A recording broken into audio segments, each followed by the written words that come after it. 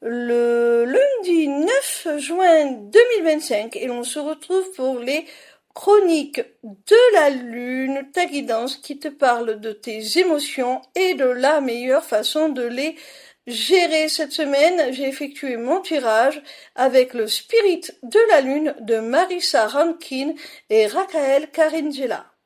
La première carte que j'ai tirée est la numéro 34 du dernier croissant et elle te parle de rajeunissement. Alors cette carte met en lumière la nécessité, mon petit rayon, de te reconnecter à ton enfant intérieur, de reprendre des activités qui te font plaisir, qui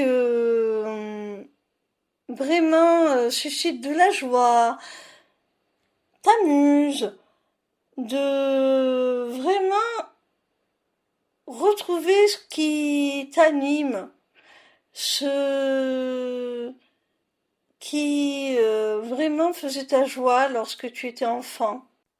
La seconde carte que j'ai tirée s'appelle Graine de lune et elle te parle de croissance. Alors c'est en te reconnectant à ton enfant intérieur, à ce qui fait ta nature profonde, à ce qui te plaît, à ce qui vibre profondément en toi, que tu vas trouver la voie de l'épanouissement, de la croissance, comme le dit cette carte, de l'abondance. C'est là que tu vas trouver l'inspiration pour prendre un nouveau départ, pour lancer un nouveau projet, faire une nouvelle rencontre.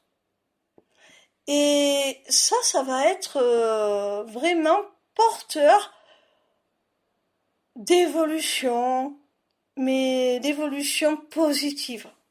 La troisième carte que j'ai tirée s'intitule Super Lune et elle te parle de ta part sauvage. Alors, cette carte est une invitation à revenir à ton instinct primaire, à ce qui te guide, ta petite voix intérieure qui te guide, celle qui est quelque part ta vérité,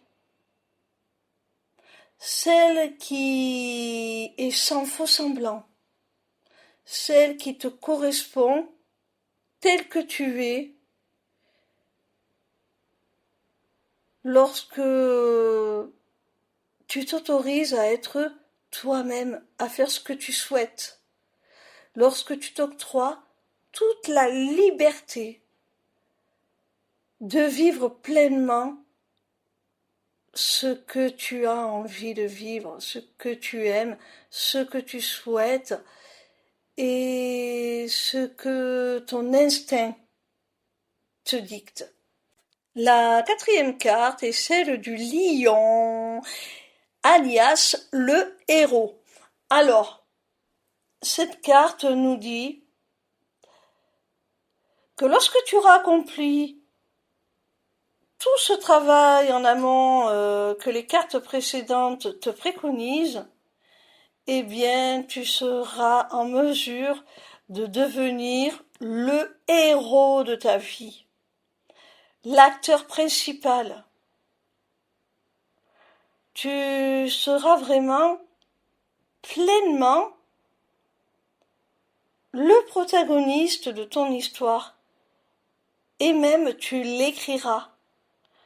Tu l'écriras, tu la vivras pleinement et tu iras vers ton accomplissement, vers ta réussite, vers la reconnaissance aussi parce que tu te permettras de briller comme tu n'as jamais brillé. même si ça doit faire mal aux yeux à certains. Tu t'en fiches. Ose, ose. La cinquième et dernière carte est la numéro 24 de la gibbeuse décroissante qui te parle de guidance.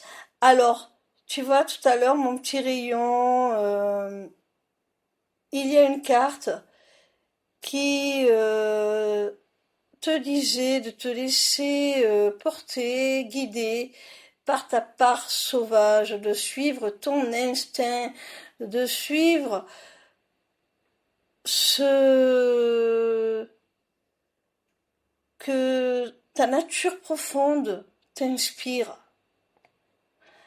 Et là, cette dernière carte te parle de guidance. Donc, c'est une autre manière, quelque part, de te dire de suivre ton instinct. Là, ça nous parle plus d'intuition. Mais c'est assez proche tout de même, hein. Ça nous parle d'intuition, mais ça nous parle aussi du fait que tu n'es pas seul. Tu es accompagné. Il y a des forces supérieures, divines, peu importe comment tu les conçois, qui sont si présentes et qui te montrent le chemin, qui te mettent des signes, qui te guident.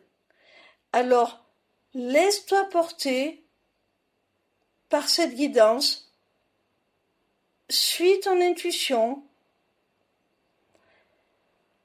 accueille les signes que tu reçois pour ce qu'ils sont, accepte-les, prends-les pour des conseils